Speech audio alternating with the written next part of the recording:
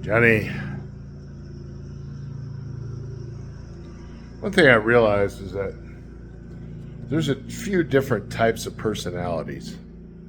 One is the go get 'em done at all cost, and the other one is the types that ponder life and think about stuff and think, why am I here?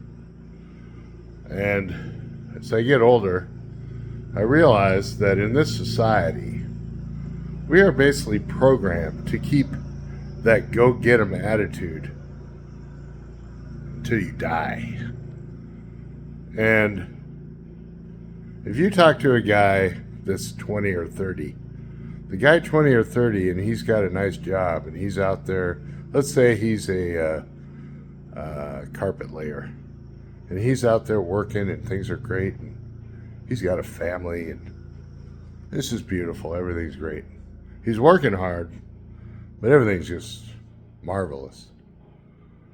Well, fast forward 20 years.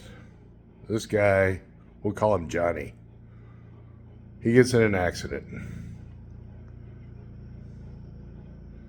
A carpet rolls him up into itself or something. And then the next thing you know, old Johnny is out of a job.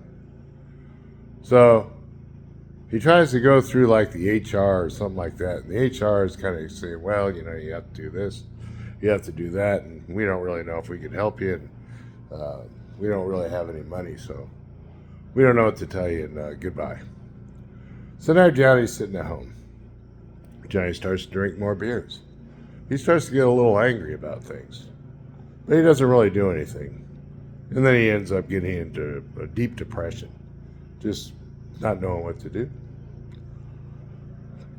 But he remembers back in the day when he was so full of vigor and very virile.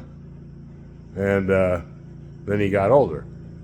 So when you think about people that are older and why they usually seem to know everything, but they don't really do anything but just talk about what they know, a lot of cases that's why, because they've already been down the road.